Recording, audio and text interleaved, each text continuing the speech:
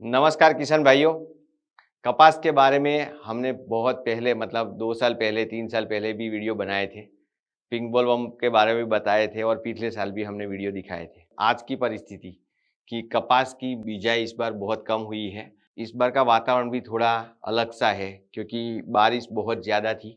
तो कभी आपको स्प्रे करने का, ट्रीटमेंट करने का मौका मिला होगा या नहीं मिला होगा और कपास की बढ़वार शायद थोड़ी ज़्यादा हुई होगी। क्योंकि आपको मौका नहीं मिला होगा कि आपको उसमें जाके कुछ आपका ट्रीटमेंट करे और बारिश की वजह से थोड़ी-सी बढ़वार ज़्यादा हो जाती है। या तो कहीं पे ऐसा हुआ होगा कि कपास की एज बहुत बढ़ गई है लेकिन पौधा थोड़ा छोटा रह गया है और छोटे पौधे में बॉल फॉर्मेशन होने मतलब टिंडे आने की वजह से उसका ग्रोथ भी ना हुआ हो।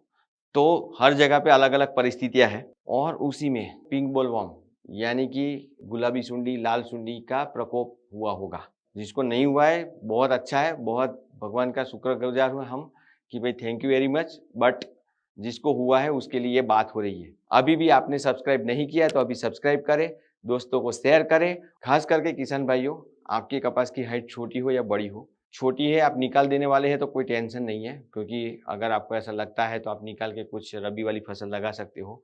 लेकिन अगर आपको उसको रिफ्लशिंग पे लाना है, कोई वैरायटी ऐसी है कि जिसमें नए सिरे से डालियाँ, फूल, फल आएँगे, तो अभी भी आपके पास मौका है तो उसको आप बढ़वार करने वाले हो और पिंक बोलवर्म थोड़ी बहुत आ चुकी है। एक परिस्थिति, दूसरी परिस्थिति कि भई जहाँ पे बढ़वार हो चुकी है, फूल आए हैं, फल बन रहे हैं और पिंक बोलवर्म गुलाबी सुंडी आ चुकी है। नए-नए फल है तो उसमें भी आएगी। तो किशन भाई फिर से सबको पता होगा लेकिन फिर से एक बार मैं उसका लाइफ साइकिल बताना चाहूँगा। पिंक बोलवर्म का जो कीट होता है मतलब पतंग, उड़ने वाला, वो पतंग अंडे देता है पत्तों के ऊपर। पत्तों को थोड़ा-सा ही खाता है, बहुत ज़्यादा वो खाता नहीं। या तो जो स्क्वायर है मतलब गुड्डी है, गुड्डी के आस-पास में अंडे देता है। तो वहाँ पे अंडे देने के बाद वो पतंग है वो उड़ जाता है, अलग-अलग अंडे देता है सिंगल-सिंगल में। लश्करी एयर जैसे स्पोडोप्टेरा है उसकी तरह एक जत्थे में नहीं देता है, अलग-अलग जगह पे अंडे देता है। तकरीबन 100, 200 कभी-कभी 300 अंडे भी देता है। लेकिन 50 भी दिए तो भी 50 फूल आपके बर्बाद हो जाएँगे, 50 टिंडे आपके बर्बाद हो सकते हैं। अंडे बाहर होते हैं, अंडों में से इल्ली भी बाहर होती है। छोटी इल्ली मतलब बाल जैसी पतली इल्ली होती है, वो थोड़ा-सा खाना खा के पत्ते के ऊपर या तो जहाँ पे गुड्डी लगी है, गुड्डी की साइड पे थोड़ा-सा खाना खा के वो चली जाती है फूल के पास और फूल के पास जाने के बाद वो फूल में अंदर चली जाती है। फूल के अंदर जो ओवेरी मतलब गर्भाशय होता है वही उसमें चली जाती है और वहाँ जाने के बाद फूल जैसे विकसित होता है वो भी अंदर विकसित होती है, थोड़ा-थोड़ा खाना खा के। वो पूरा नहीं खाना खाती मतलब 4 पेशी है, 4 पार्ट है तो एक ही पार्ट बिगाड़ती है, ज़्यादा नहीं बिगाड़ती। मतलब हर पौधे के ऊपर, हर फूल के अंदर, हर टिंडे के अंदर एक 25% से लेके 50% हिस्सा बिगड़ता है। मतलब आपको 25 से लेके 50% प्रोडक्शन लॉस आता है वैसे, लेकिन उसका मार्केट वैल्यू कोई नहीं रहता, कोई खरीदता नहीं है, तो इसलिए 100% लॉस गिनते हैं हम। लेकिन एक्चुअली वो वहाँ खा के अंदर-अंदर डेवलप होती है। अब किशन भैया मैं ये क्यों बता रहा हूँ आपको, बहुत इम्पोर्टेंट है, क्योंकि जब तक इल्ली बाहर है, उसको मारना बहुत आसान है। इल्ली जैसे ही अंदर चली गई, मतलब आपकी 80% दवाएँ काम ही नहीं करती। 20% दवाई ये जो काम करती है कि अंदर जाके मारेगी, वो भी 100% काम नहीं करती क्योंकि अंदर जाने में ही उसका कॉन्सन्ट्रेशन आधा हो जाएगा। तो पहले बात समझ लो कि जब तक बाहर है, आप मार सकते हो। कम से कम फूल के अंदर है, तब तक मार सकते हो। फूल के अंदर चली गई, मतलब गर्भाशय में चली गई, बाद में आपको मारना लगभग-लगभग नामुमकिन हो जाएगा। फिर उसमें से थर्ड जनरेशन आएगी। पहली जनरेशन डैमेज कर चुकी है, अभी दूसरी जनरेशन आएगी, अंडों में से बाहर निकलेगी और डैमेज करेगी और तीसरी जनरेशन उसमें आके बाहर तीसरी बार डैमेज करेगी। तो किसान भाइयों, पहला डैमेज जो हो चुका है वो गया, लेकिन अभी का डैमेज रोकने के लिए मैं थोड़े उपाय बताता हूँ। उसके लिए मैंने आपको पहले बताया कि आपको किसको मारना है। तो फर्स्ट एंड सेकंड स्टेज की सुंडी को बाहर से मारना है, अंदर जाके मारना बहुत ही लगभग नामुमकिन है। तो दोस्तों क्या करें? कौन-सी दवाई लें? कैसे करें? तो किसान भाइयों, अभी आपको लगता है कि आपके खेत में ये इल्ली आ चुकी है। अगर आपको नहीं पता चल रहा है तो आप जो फूल है, फूल का आकार बदल गया है, रोज़ेटेड फ्लावर जिसको बोलते हैं, मतलब फूल तो है लेकिन खुला नहीं है, बहुत ज़्यादा ऐसा फैल के खुला है। तो ऐसे फूल चेक करें, उसमें इल्ली होगी। ऐसे पता चलेगा कि आपके खेत में कुछ वो ट्रैप लगा सकते हैं, पिंक बोलवर्म की पे ट्रैप लगाओ एक ट्रैप में आपको 5-6 से ज़्यादा हर रोज़ पकड़े जाते हैं, तो आपको समझना चाहिए कि ये पतंग फँस रहे हैं अभी, तो ज़्यादा मात्रा में मादा कीट आएगा और वो अंडे रखेगा अभी। जो पकड़े जाते हैं वो नर होते हैं एक्चुअली, मादा जो आएगी वो अभी अंडे रखेगी। तो आपको पता चल जाएगा कि अभी पुख्त कीटक पकड़ने का सिलसिला जारी है, तो अगले 7-8 दिनों में अंडे आएँगे। ये नॉर्मल गणित है। तो ये दूसरा मौका है कि आप चेक कर सकते हो कि ऐसे खेत में घूम के फूल देख के या तो ट्रैप मतलब जो फेरोमोन ट्रैप है पिंक बॉलवर्म के लिए वो लगा के आप चेक कर सकते हो। ये चेक हो गया, आपको लगा कि इल्लियाँ थोड़ी बहुत है, शुरुआत है या कितनी भी है, आपको सीधा जाके किलेक्स करके दवाई आती है वो स्प्रे करनी है या कॉपीगो ले लो, दोनों में से आप कोई भी ले सकते हो। आप पहले किलेक्स स्प्रे करो 60 ml प्रति एकड़, मतलब 60 मिली प्रति एकड़ के हिसाब से, मतलब पंप में 6 से 7 ज़्यादा से ज़्यादा 10 ml डाल के स्प्रे कर सकते हो।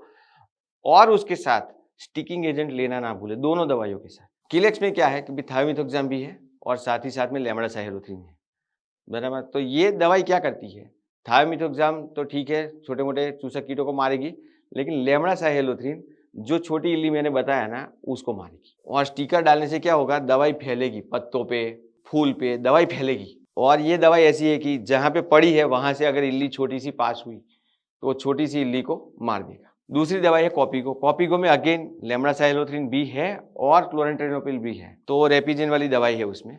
तो वो दवाई थोड़ी सी पत्तों में एब्सॉर्ब हो जाएगी और वो पत्ते को जब खाएगी तब मरेगी, या तो लेमडासाइलोथ्रिन की वजह से जहाँ पे दवाई पड़ी है वहाँ चलेगी तो भी मारेगी।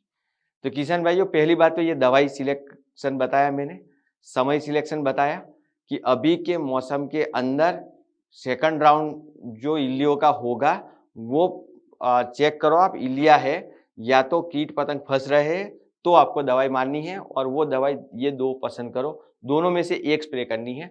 मानो कि आपने कॉपीगो लिया तो 75 ml प्रति एकड़ के हिसाब से, यानी 7.5-8 मिली प्रति पंप डाल के 10 पंप कर सकते हो।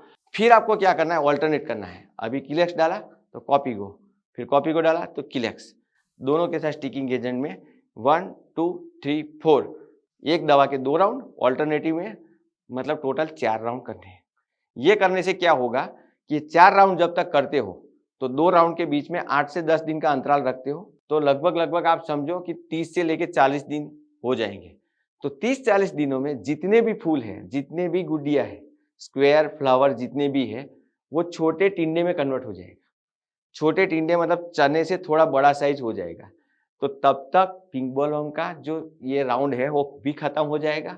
अगर राउंड चलता भी है तो वो टिंडे में नहीं घुसती, बराबर, टिंडे में नहीं आती। टिंडा तो क्या होता है कि टिंडा जब छोटा होता है चने की साइज का तब तक डैमेज करती है, उसके ऊपर चला गया तो डैमेज नहीं करती। ऐसा लगे तो और एक राउंड कर लो।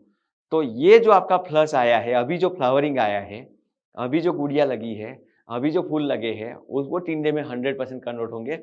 हार्डली 10-20% को डैमेज होगा, वरना नहीं होगा। तो किसान भाइयों, ये बहुत ही सरल उपाय है।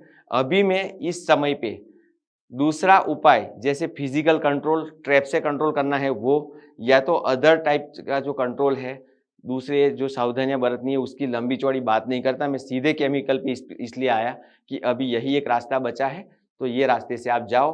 पिंक बॉलवर्म 100% तो नहीं, लेकिन 80-90% कंट्रोल होगी, 10-20% डैमेज होगा, लेकिन आपको अच्छा सा उत्पादन मिल जाएगा। तो किसान भाइयों, आशा करता हूं कि आपको ये एपिसोड छोटा सा था लेकिन पसंद आया होगा, आपको लाभदायी होगा। Thank you very much. अभी भी आपने सब्सक्राइब नहीं किया है तो अभी सब्सक्राइब करें, दोस्तों को शेयर करें और साथ ही साथ में कमेंट करें, और बेल आइकन को अभी तक नहीं दबाया है जरूर दबा दें। थैंक यू वेरी मच, खूब खूब धन्यवाद।